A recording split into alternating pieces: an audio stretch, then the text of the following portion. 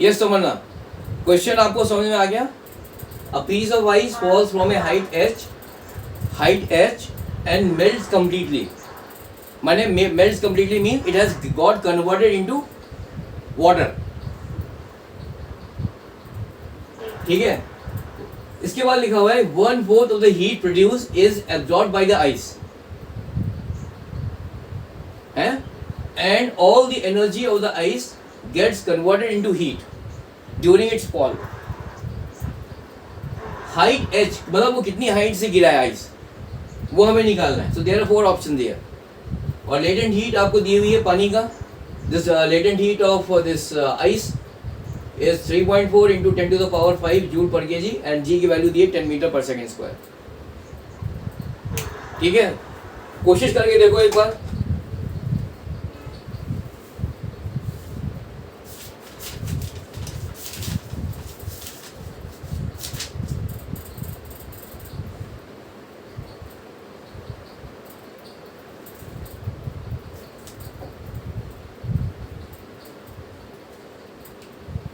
तो यहां पर E जो है, अगर कोई चीज हाइट से आ रही है, if something is falling from a height, then what is the value of E? Energy कितनी हो? How do we calculate the value of energy?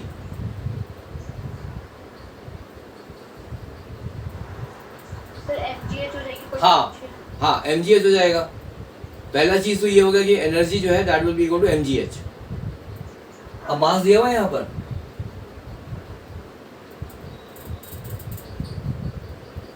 इसमें मास वास नहीं दिया ना कुछ भी.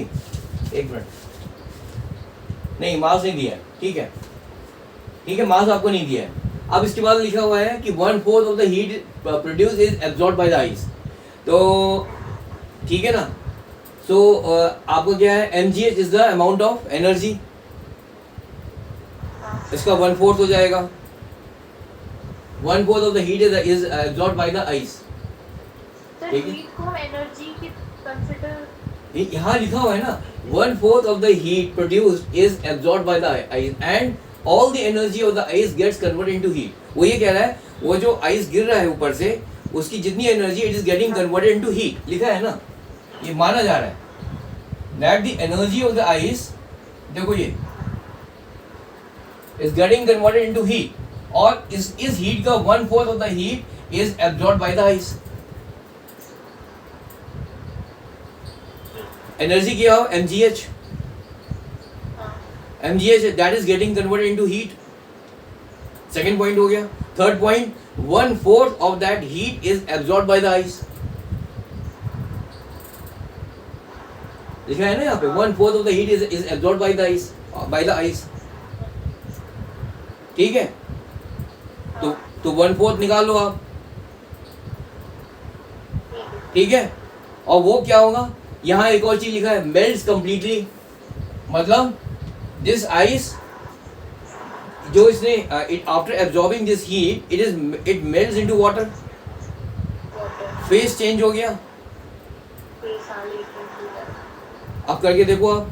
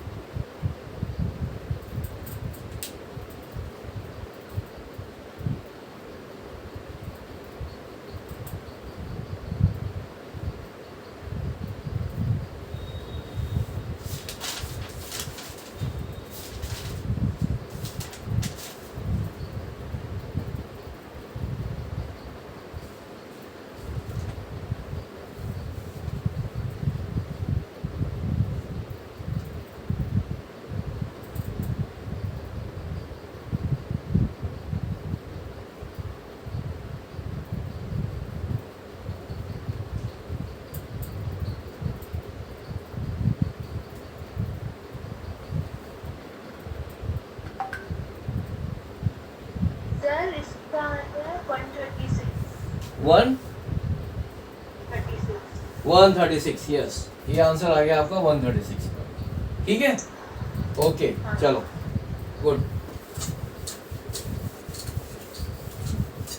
नेक्स्ट क्वेश्चन, ये आपका नीट में आया ना 2016 में, so I am not taking a different type of a question यार. अब आप क्वेश्चन फटाफट लिखिए. ये क्वेश्चन आसान है बट फिर भी इंपॉर्टेंट है. एक minute.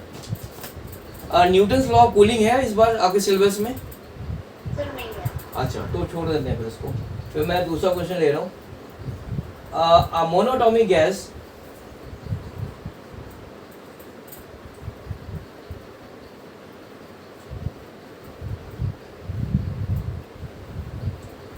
a monatomic gas at a pressure P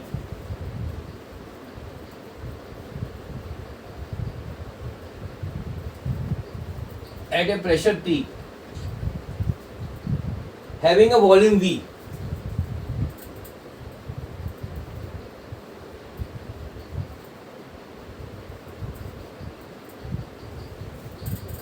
expands isothermally.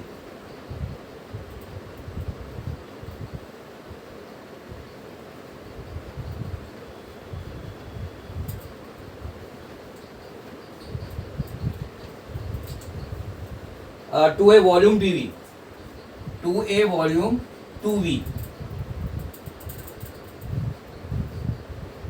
अच्छा इसके बाद में है and then expands adiabatically and then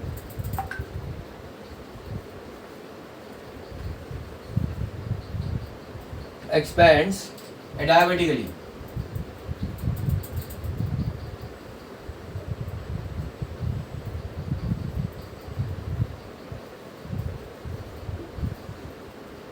To 16, mean the volume becomes 16 times. The final pressure of the gas is the final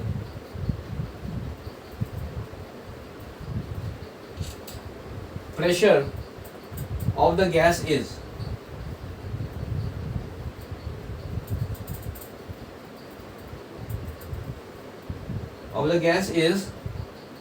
यहाँ पे gamma की value छोड़ो, gamma की वैल्यू तो आपको देने की जरूरत नहीं है, सॉरी गामा तो है ही. Is 64p 32p. 64p, second option is 32p. Third option is p by 64.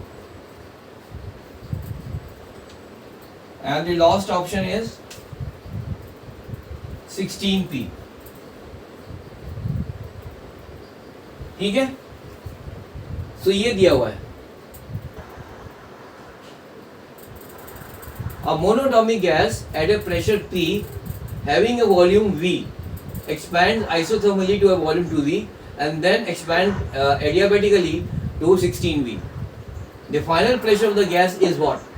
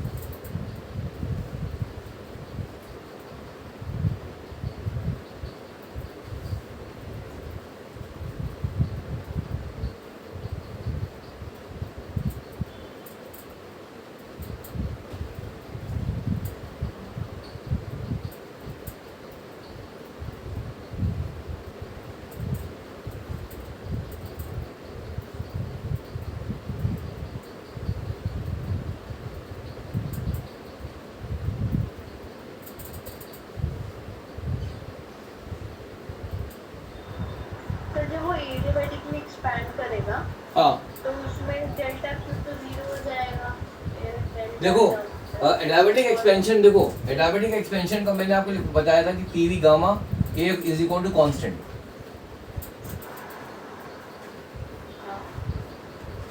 है ना? ये बताया था आपको मैंने। और आइसोथर्मल एक्सपेंशन में क्या होता है? Isothermal temperature constant. हाँ, मतलब अगर हम बात करें तो this P V is equal to P equal to nRT, तो P is constant. कांस्टेंट, है ना? तो आप कर लो, ये आपका आइसोथर्मल एक्सपेंशन में P इंटू वी कॉन्स्टेंट है, एडियाबेटिक दिस प्रोसेस में पीवी गामा कांस्टेंट है। हाँ, अब तो मैंने आपको पूरा बता दिया, करके देखो आप, नहीं तो फिर मैं आपको बताता हूँ फिर।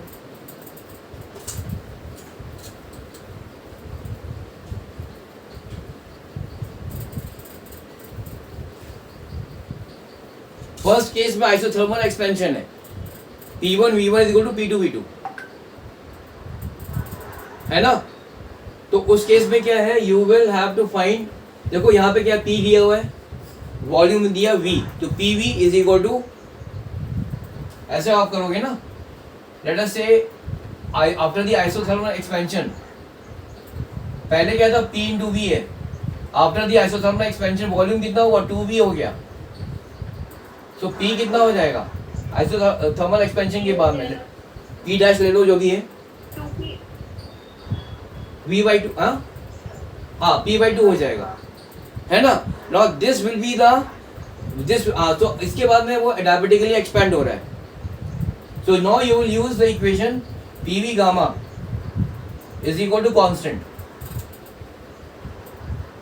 That is P1 V1 gamma is equal to P2 V2 gamma, ये होगा। तो P1 इस केस में अब क्या हुआ, P बाई टू हो गया, वॉल्यूम कितनी हो गई थी, 2V हो गया था, टू द पावर गामा। इसके बाद में after the adiabatic expansion P2 आपको निकालना है, तो P2 हो गया, V2 कितना है, 16 दिया हुआ है, गामा हो गया, यही होगा ना? अब आगे का बताइए, आपको क्या देख के सोच के बताइए, अब क्या करना है आगे?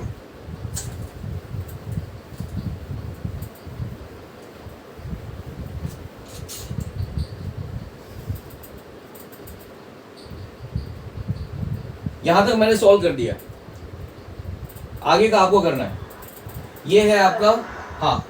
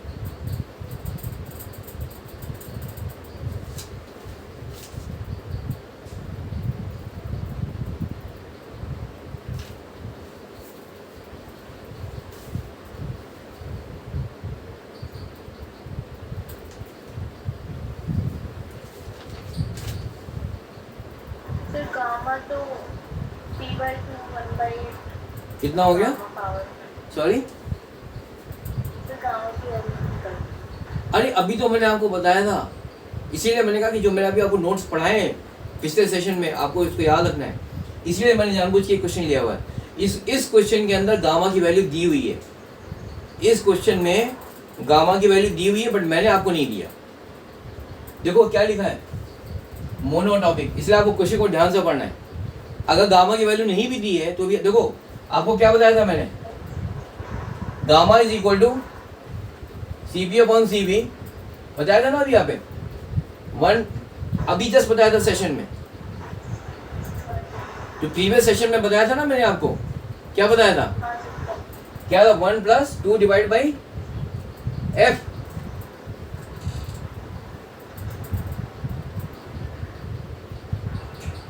अभी आपको लिखवाया था ना, अभी आप अपने नोट्स में चेक करो, आप जो डिग्रीज ऑफ फ्रीडम का जो अभी टॉपिक हमने किया था उसमें आप चेक करो एक बार, gamma is equal to CP upon CV and in terms of degrees of freedom कितना है,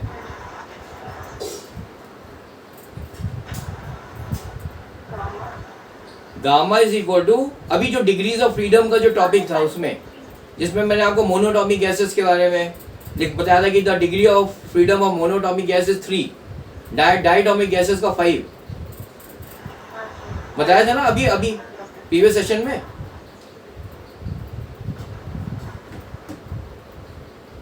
अभी आपने शायद नोट्स में लिखा भी होगा,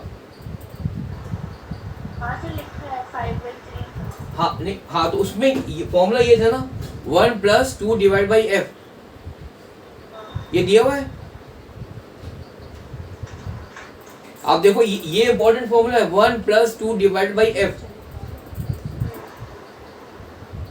तो हाँ तो 1 plus 2 by 3 तो हाँ तो यहाँ पर क्या है, डिग्री मोनोटॉमिक गैस है तो डिग्री ऑफ फ्रीडम 3 होता है, इसीलिए मैंने आपको बोला वो चीजें आपको याद रखनी है। For a monatomic gas it is 3, for a diatomic gas it is 5। तो डिग्री ऑफ फ्रीडम अगर मैंने डाल दिया यहाँ पे 3 डाला मोनोटॉमिक गैस के केस में, तो ये कितना हो जाएगा 5/3। हाँ और ये जो वैल्यू है ना गामा की, वो इस क्वेश्चन में दिया हुआ है, ठीक है, क्वेश्चन में दिया था बट मैंने आपको नहीं दिया था, ठीक है। तो अब गामा की वैल्यू कितनी हो गई, 5 हाँ तो ये हो गया 2V 5/3, this is equal to P2। P2 is the final pressure 16V 5/3। तो P by 32 हो जाएगा। हाँ P/32 आ रहा है, बट यहाँ तो ऑप्शन ही नहीं है, P/64 है। एक बार चेक करो, शायद P/64 होना चाहिए फिर।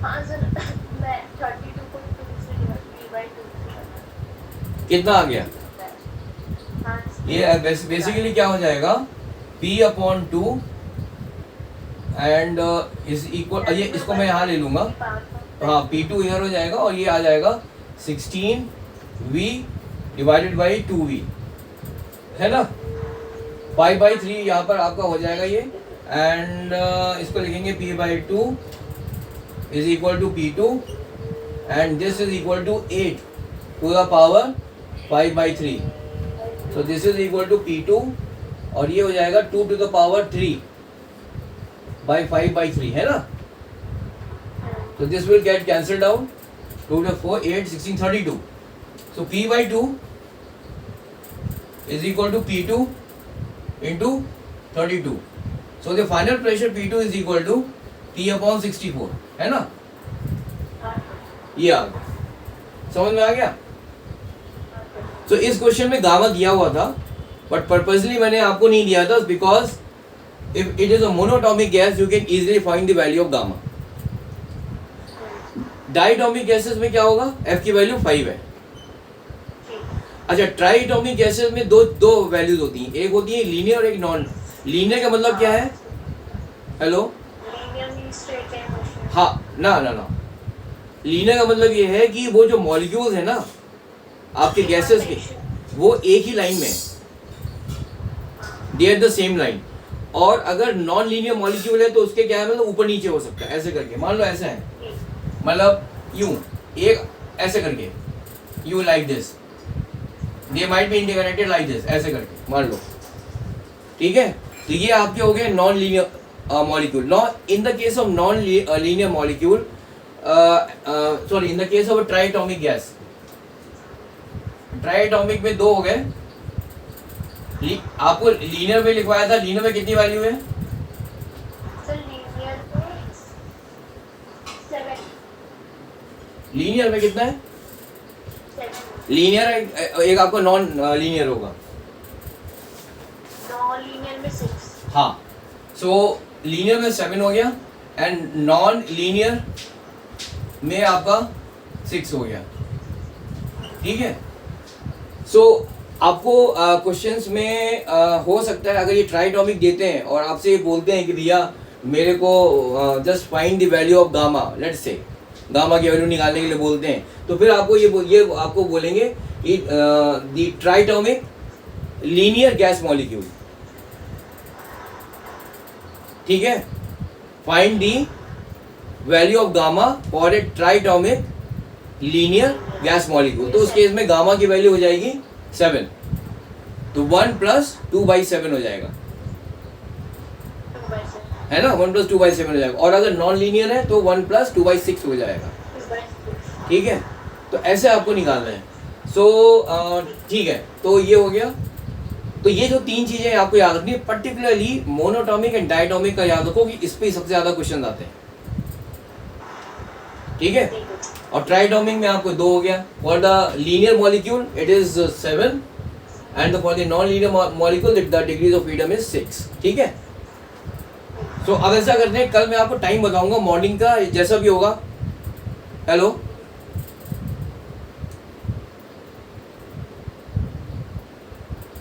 हेलो।